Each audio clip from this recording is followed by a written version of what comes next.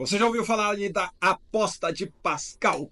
Ou seja, a pessoa diz assim, ó, vale a pena apostar que Deus existe? Por quê? É simples, porque se você tiver certo, você vai ganhar tudo.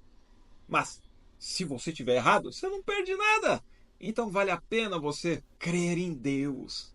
Ai, ai, ai. Essa é uma das piores formas de argumentação. Um verdadeiro argumento, como diz o Fábio de Oliveira, lá do canal Ministério da Razão, que simplesmente procura, através do medo, da covardia, tentar justificar a sua fé nesse Deus que obviamente não existe e nem é. Eu vou mostrar aqui todas as falácias desse argumento, vou apresentar também como que ele vai totalmente contra a fé que aquele cara, que era o Pascal, acreditava que era a fé cristã católica. Pois é. E você que é crente aí, um evangélico, querendo usar uma argumentação de um católico que você vive criticando e querendo justificar isso como base para você defender. Nossa, é melhor acreditar em Deus do que não acreditar. Eu vou te mostrar que você está totalmente errada e errado.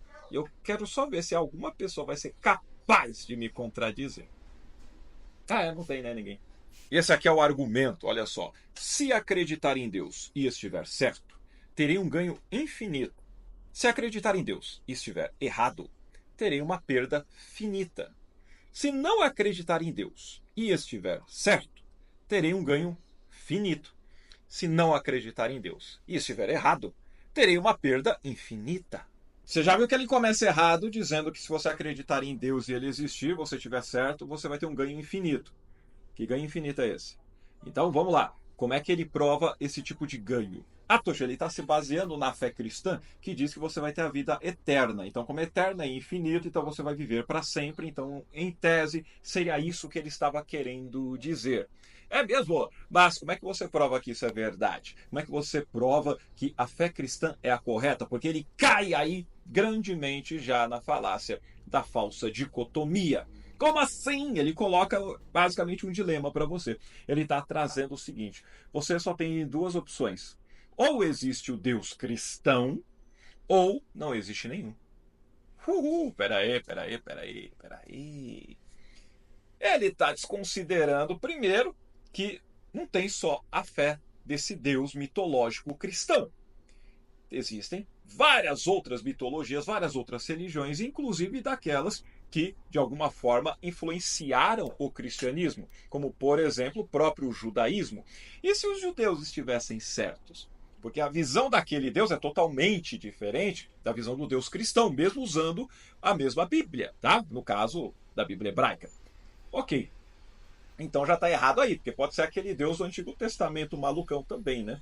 Mas poderia ser o zoroastrismo. Ou seja, tem a religião do zoroastrismo, que a fé cristã copiou na cara dura as doutrinas e tudo mais ali, e colocou nos seus personagens criados. Simplesmente assim. Será que a Ahura Mazda não é o Deus verdadeiro?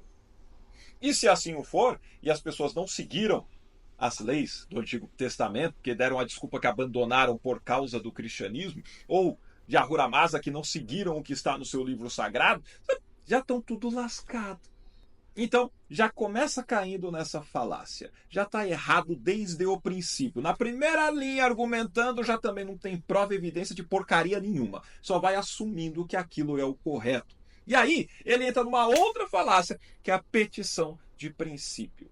Porque nessa falácia de petição de princípio, ele já está assumindo em todo o seu argumento que quem vai julgar é o Deus cristão. E o Deus cristão da versão católica, que faz ali simplesmente vistas grossas a você ter imagens de escultura, a você adorar santos, a você fazer de Maria como se fosse uma deusa, a desmentir basicamente ou simplesmente negar o que está exatamente na Bíblia, onde mostra que Maria tinha outros filhos e filhas, e eles gostam de dizer que ela sempre foi virgem, e gostam de mudar a palavra dizendo que eles eram não filhos e filhas, mas simplesmente sobrinhos, por exemplo, e que Jesus tinha, na verdade, primos e não irmãos e irmãs.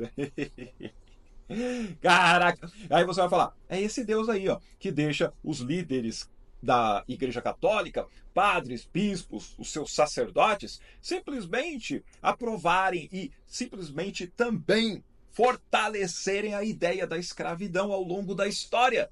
Porque na Bíblia fala que você, tanto no Antigo e Novo Testamento, você tem que escravizar mesmo. E aí eles usaram isso como base para trazer toda a escravidão e promover uma série de problemas aí para a sociedade que a gente colhe até hoje.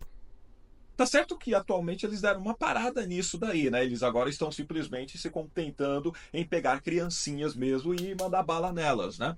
Que é tão grave quanto. Mas talvez para você não seja, né? Fora que ele também usa o apelo ao medo, nessa falácia do apelo ao medo, ele faz o que é o básico de qualquer religião, não é? Simplesmente você vai colocar o medo para controlar as pessoas, e aí você coloca também o sentimento de culpa caso a pessoa faça o que não deveria fazer, ou simplesmente ela não acredite naquilo, então você coloca o sentimento de culpa, e ao mesmo tempo, se a pessoa de repente comete uma infração dentro das regras daquela fé, ela também vai passar vergonha na frente daquela congregação. Então assim você consegue controlar a galera, entendeu? É simplesmente manipulação emocional, é o que toda religião faz. E é exatamente por isso que você precisa estudar, exatamente por isso que você tem que questionar e duvidar e não aceitar porcaria nenhuma do que os outros vão jogando para você. Inclusive o que eu tô falando aqui. Vai estudar, vai ver se eu tô errado ou não. E aí você vai ver por que não tem como contradizer o que eu trago. É simples desse jeito, porque tá certo. Porque contra fatos não há argumentos e ponto final. Então, basicamente, você já está vendo aí que a construção do argumento é totalmente enganosa, né? A construção é falaciosa. Ela já parte de pressupostos que essa pessoa, o Pascal, e qualquer pessoa que crê em qualquer fé, não só na católica, cristã, o que for, não só essa, qualquer fé, não consegue provar nada. Mas ela assume que é verdade e vai criando argumentos para simplesmente chegar na conclusão que ela já deseja. É simples assim. Entende que a pessoa está te manipulando, está te enganando e usando a emoção do medo para fazer com que você acredite nisso? Só isso, tá? Agora, talvez você fale, Toshio, mas na obra dele, ele pega e fala das outras religiões. E ele fala que são falsas religiões. Então não é uma falsa dicotomia, porque ele vai, de alguma maneira, mostrar que a fé dele é a correta. Ele não prova nada. Ele não traz nenhum tipo de prova, de evidência, de qualquer tipo de argumento que não seja falacioso para mostrar que esse Deus é verdade. Fala que com qualquer argumento já não tem nada a ver, né? Você não tem como com argumento provar a existência de Deus. Deus, se existisse, repito, usa isso, tá? Memoriza isso, você que é ateia, ateu, agnóstica e agnóstico. Você que é uma pessoa cética, hoje outra religião, e vê os cristãos querendo vomitar as coisas deles como se fossem verdades para você. Simplesmente pega e fala assim, meu, se Deus existisse, ele seria auto-evidente. Se Deus existisse, seria simplesmente fácil você identificá-lo. E outra coisa, se Deus existisse, não teria um monte de religiões, caraca! Não teria por quê? Porque simplesmente todos saberiam quem é Deus, ou quem é a deusa, ou quem são os deuses. Entende? Então é só alucinação, isso é tudo delírio, produto da imaginação humana apenas. Agora, vamos lá. Quando ele pega e fala que as outras religiões são falsas, ué, ele fez isso com base em quê? Na Bíblia? É mesmo? Eu provo aqui direto em todos os meus vídeos que em todos os vídeos que tem essa temática. Você vai ver aqui vários vídeos focados em oratória, comunicação, persuasão, outras coisas. Mas em todos os vídeos que eu abordo sobre esse tema, eu provo que a Bíblia não é palavra de Deus coisa nenhuma, que ela é uma porcaria do caramba, cheia de atrocidades, cara, do início ao fim. E aí você vai pegar e vai falar, ele provou que as outras religiões são falsas com a Bíblia, cara? Você tá de brincadeira comigo? É um tipo de argumento circular, né? Quem garante que a Bíblia está correta? Porque a própria Bíblia diz que ela é a palavra de Deus. Sério, cara? Nossa, que se eu pegar o Alcorão e estiver escrito lá alguma coisa semelhante, então o Alcorão tá certo também? Não, só na Bíblia vale. Para com as drogas, mano. Vamos virar a gente de verdade, né? Vamos parar com essas baboseiras e esses argumentos tão falhos e vamos crescer aí, beleza? Vamos lá. Logo, Pascal não prova nada das outras religiões. Então, no mínimo que deveria ter aí é assim, ó. Se Deus existir, será que não é Shiva? Será que não seria Odin? Será que não seria o Ra? Por que teria que ser o Jeová? Ou seria Javé? Ou seria Iavé? Ou é Iahu? Ou é Hashem? Ou é Adonai? Ou é Yod-Heh-Vav-Heh? Ou é Jeová? Ou Giavé? Ou Giavu? Hã? Nem o nome do seu Deus você sabe, caceta! E tem mais uma coisa, né? Digamos que existisse um Deus e esse Deus fosse aquele que condenaria quem não questiona, quem acredita em qualquer baboseira que os outros falem.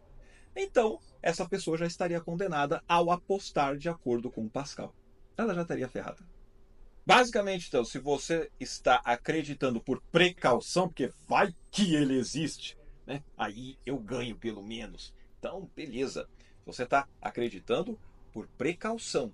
Basicamente, o que você está fazendo é jogar roleta russa com balas infinitas, entendeu? E tem outra questão aí também, né? Basicamente, essa aposta de Pascal é um negacionismo. Pô, como assim, Toshio? Por exemplo, você não vai pegar e querer apostar que a gravidade existe. Não, você não faz uma aposta de que a gravidade existe. Você testa. Do mesmo jeito, você não aposta se o medicamento funciona ou não. Você faz ensaios clínicos. A lógica da aposta é uma negação da razão. E tem mais um problema, né? Porque essa aposta ela pressupõe que o desconhecido vai justificar sua crença. Aí entra numa outra falácia, que é a falácia de apelo à ignorância. Basicamente assim, ó, eu não sei se Deus existe, mas é melhor eu acreditar que sim. Isso aí não é raciocínio, não. Isso é, no mínimo, uma covardia intelectual, entendeu? E aí a gente entra em outro problema, né? Que é assim, basicamente o que Pascal está falando é para você fingir a fé. E ele fala mesmo isso. Você tem que fingir que acredita e com o tempo você vai acreditando. Ah, caralho. Então vamos lá. Vamos lá. Você está vendo que ele não está usando, então, basicamente o cérebro para entender que se o Deus que ele acredita é onisciente, esse Deus, então, saberia que aquela fé é falsa. Esse Deus saberia que essa pessoa só está querendo manipulá-lo, tentando enganá-lo, para chegar assim, ó, tá vendo? Olha, eu acreditei em você, tá bom? Pelo menos eu acreditei em você. Então eu vou estar com tudo garantido, certo? Basicamente, essa aposta parte da ideia de que esse Deus que ele acredita é burro e é totalmente manipulável. É verdade, quando você pega lá a história de Jó e vem Satanás e provoca Deus, ele cai como um patinho, né? Realmente, esse Deus da Bíblia é um ser humano, né? Ele é alguém que, no caso, o pior dos seres humanos. Mas você entende que não é assim que os religiosos acreditam? Então eles creem na mentira de um Deus todo-poderoso, que sabe de todas as coisas, que está presente em todos os lugares. Então ele saberia se a pessoa acredita ou não, caralho. E a pessoa está pressupondo, eu vou conseguir enganar esse Deus. Caralho. A própria pessoa entra em contradição e não percebe. Fora que essa aposta ela vai também contra a própria Bíblia, que o Pascal acreditava ser a palavra de papai. Vamos lá, Apocalipse 3, versículos 15 e 16. Eu sei as tuas obras, que nem és frio, nem quente. Tomara que foras frio ou quente. Assim, porque és morno e não és frio nem quente, vomitar-te-ei da minha boca. Ah, Toshio, mas o que importa é o seguinte, se a gente acreditar e Deus não existir, a gente não perdeu nada, cara, entendeu? Não perdeu nada, tá de boa na lagoa. O que tem de ruim é acreditar que existe um Deus. Você por acaso já parou para pensar nas vidas que foram jogadas fora por causa dessa fé cega? Quantas pessoas morreram acreditando nessa idiotice? Você já parou para pensar em quantas pessoas mataram porque seguiam esta fé, acreditando que estavam fazendo a vontade desse pseudo-deus? E sem contar essas coisas todas, os crimes cometidos em nome da fé, que até hoje o pessoal comete e acha que está fazendo a vontade de papai miserável, você tem que analisar o seguinte, pensa na tua vida aí. O que você está abandonando por causa dessa fé em Deus? Além de todo o medo que você sente do inferno, o medo de que esse Deus está toda hora te olhando. Você está lá no banheiro, né, mandando uma, e aí você já está com um sentimento de culpa, né? Já começou a se sentir mal, né? Só de eu ter falado isso. Pois é, papai me revelou, né? Brincadeira, não tem papai para revelar porra nenhuma não, entendeu? Porque é óbvio que você faz isso e tem que fazer mesmo. Faz bem para a saúde, manda bala. Agora, quando você abraça essa fé, você basicamente vai deixar de viver plenamente a sua vida. Você vai abandonar muitas vezes a oportunidade de aprender coisas novas, de descobrir coisas importantes, porque você muitas vezes, pela fé, você vai deixar de estudar, vai deixar de investir em você. Por quê? Cara, porque pra quê, né? Daqui a pouco Jesus está voltando, não vai acabar. Pra que eu vou perder meu tempo aqui, né? Não vou fazer nada não, vou ficar aqui orando, rezando. Vem, Senhor Jesus. Maranata, ora vem, Senhor. Só que eu vou além. Eu vou mostrar que se você não está fazendo o que eu disse aí. Toshio, eu estou vivendo minha vida de forma plena. Toshio, eu vivo a minha vida sexual de boa, não tem problema nenhum. E você é cristã? É cristão? Não é não. Vou te mostrar agora. Primeiro, parabéns se você está vivendo a sua vida e foda-se aquilo que a entidade, né, de repente aprovar ou não, foda-se mesmo. A questão em si é, se você se declara cristão ou cristão, você está totalmente contra o próprio Jesus e os ensinamentos da Bíblia. E eu vou te mostrar isso agora.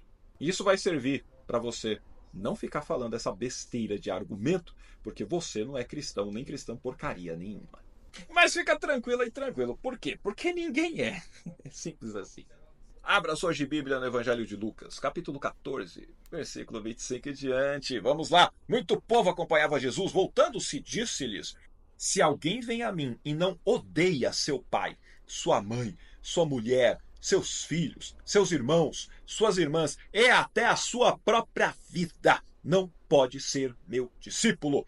E quem não carrega a sua cruz e me segue, não pode ser meu discípulo. Olha o versículo 33. Assim, pois, qualquer um de vós que não renuncia a tudo o que possui, não pode ser meu discípulo. Tá achando que é só? Não. João, capítulo 12. Vai lá, João, capítulo 12. Versículo 24 fala assim, em verdade vos digo, se o grão de trigo caído na terra não morrer, fica só. Se morrer, produz muito fruto.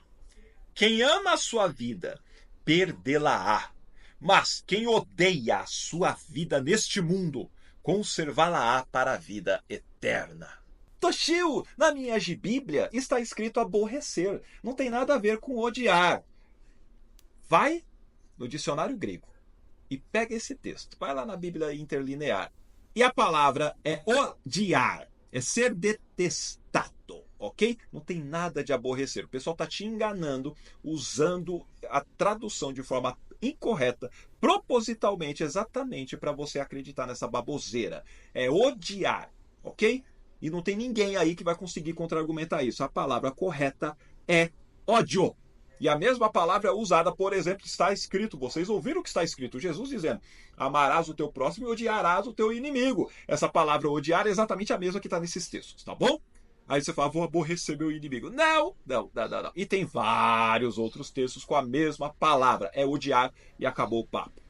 Basicamente, Jesus está deixando claro, se você quer ser discípulo dele, você tem que negar sua vida, você tem que odiá-la, e você vai perder os seus laços familiares. Você está entendendo o que é odiar toda a galera que eu li para você? É esse tipo de ensinamento idiota que Jesus estava trazendo. Viu a galera toda seguindo, e aí já começou a mostrar ali quem que ele era de verdade.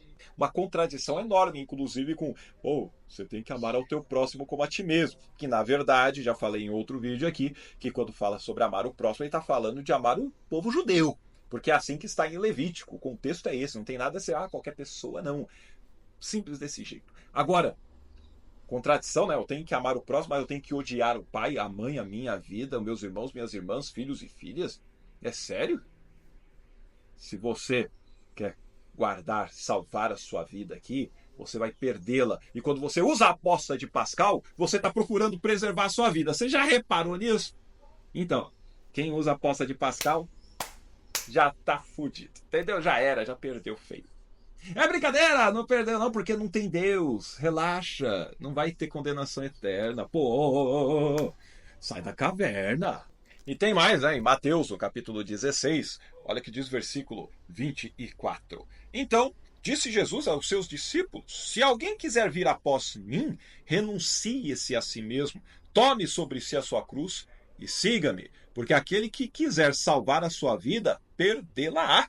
E quem perder a sua vida por amor de mim, achá-la-á. Pois que aproveita o homem ganhar o mundo inteiro se perder a sua alma? Ou que dará o homem em recompensa da sua alma? Aqui Jesus, personagem criado, está dizendo claramente que a fé exige o sacrifício da tua própria vida. A aposta de Pascal vai literalmente contra isso. É contradição direta, para variar. Lá em Mateus também, no capítulo 7, versículo 21, diz assim, nem todo o que me diz Senhor, Senhor entrará no reino dos céus, mas aquele que faz a vontade de meu Pai que está nos céus. Então, não, se eu acreditar e eu estiver certo, então eu tenho um ganho infinito. Não adianta só acreditar, não. Não adianta só falar, Senhor, eu acredito em você. Não adianta também ser aqui, se você seguir, vai falar, nossa, em teu nome eu expulsei demônios. Em teu nome eu fiz maravilhas. Opa, você não faz porcaria nenhuma. Nada, absolutamente nada do que Jesus teria dito para aqueles que creem nele deveriam fazer. Vai lá em João 14, de 12 a 14. Vai lá em Mateus, o capítulo 10, e faça aquilo que está sendo mandado nos versículos 7 e 8. Você faz isso? Não, você não faz nada. Absolutamente nada. Você não cumpre o que está em 1 Tessalonicenses 1,5. Você não faz o que é o poder do Espírito se revelar. Você não faz nada disso. Aqui está dizendo mesmo aqueles que fariam não entrariam no reino dos céus. O que faz você pensar que tu entrarás? Aí você vai falar, eu faço a vontade de Deus. É mesmo? Me fala qual que é a vontade de Deus. Você não sabe. Tanto que você fica assim, Senhor, que seja feita a tua vontade, não a minha. Você nem sabe qual é a vontade dele. Sabe por quê? Porque ele nunca vai te falar. E outra coisa, né? Não tem como você saber qual é a vontade de Deus, porque Deus não existe nem é. E por isso que você nunca tem resposta nenhuma. É bem simples, não é? É básico. É óbvio. Simples desse jeito, acabou o papo, tá bom? Tá achando que só foi o personagem Jesus que falou sobre isso, né? Não. Isso era a doutrina da galera, filho. Vê lá, apóstolo Paulo, carta aos Romanos, capítulo 12. Olha que diz no versículo 1. Rogo-vos, pois, irmãos, pela compaixão de Deus, que apresenteis o vosso corpo em sacrifício vivo, santo e agradável a Deus, que é o vosso culto racional.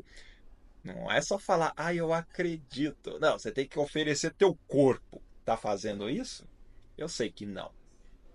E ainda diz ali no versículo 2: E não vos conformeis com este mundo, mas transformai-vos pela renovação do vosso entendimento, para que experimentais qual seja a boa, agradável e perfeita vontade de Deus. Você entende porque você, além da vontade de Deus, porque ele não existe, mas você também, pelo fato de se conformar com o mundo, você jamais conseguiria, obviamente, entender isso caso existisse. Aliás, Paulo também fala em Gálatas 2, no versículo 20, isso daqui, Já estou crucificado com Cristo, e vivo não mais eu, mas Cristo vive em mim. E a vida que agora vivo na carne, vivo-a na fé do Filho de Deus, o qual me amou e se entregou a si mesmo por mim. Se tivesse um crente verdadeiro, essa pessoa, ela deveria simplesmente morrer para ela mesma, ou seja, ela não vive para si. E na aposta de Pascal, basicamente é assim, vai que eu vou acreditar porque pode ser que eu acerte, entendeu? Ou seja, é basicamente uma covardia pura, porque ela só está tentando se safar. Ela não está se entregando, como deveria ser um crente de verdade. Mas não fica se sentindo culpado não. Já falei, não tem nenhum crente de verdade. Não existe cristão nem cristã. Ninguém pratica nada. Nem conhece. Muitas vezes eu estou falando coisa aqui, você nem sabe do que eu estou falando, porque você não conhece a Bíblia. Porque você não leva a sério a sua própria fé. Se você considerasse que a Bíblia fosse a palavra de Deus, você a conheceria, né? Aliás, Paulo fala de novo em Filipenses 1, 21. Porque para mim, o viver é Cristo e o morrer é ganho. Isso aqui é o que chamaria de viver e morrer pela fé. Não é simplesmente acreditar por conveniência, igual Pascal, igual você. Em suma, a gente pode dizer o seguinte, que a aposta de Pascal é igual a tentar salvar a própria vida. Já os ensinamentos que você vê na Bíblia é exatamente você perder a sua própria vida. Você vai mesmo continuar usando esse argumento todo, porque ele é totalmente contraditório àquilo que você diz acreditar. Eu sei que sua vida já é uma contração do caramba quando se trata da fé. Eu sei disso. Mas você vai continuar fomentando isso daí depois de saber a verdade que eu acabei de expor diante de você? Imagina só, né? O cara que fez a aposta de Pascal. Aí morreu, aí chega lá no céu. Aí ele pega e fala assim: Ô Deus, eu apostei, ó, eu acreditei em você, hein? Agora me dá meu prêmio, tá? Cara, isso aí é fé ou é barganha que você tá fazendo? Tá parecendo aqueles que dão dízimo e oferta esperando que Deus dê dobro, né? Ou que ele possa retribuir.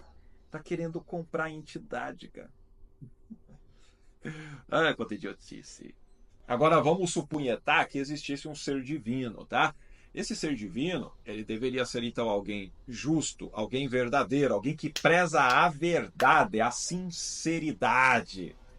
Nesse caso, se ele existisse, ou ela, se fosse feminina, ela obviamente não aceitaria esse tipo de crença, esse tipo de aposta. Ela rejeitaria completamente.